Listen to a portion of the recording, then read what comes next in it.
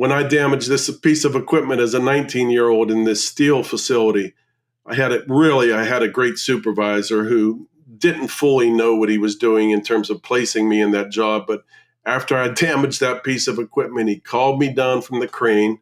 I was so nervous. I thought my crane was going to come down, but Jim called me down from the crane, didn't holler, didn't scream, told me what I needed to do to avoid that kind of thing from taking place in the future, which was to pull my hooks all the way in and up when I was pushing these cranes.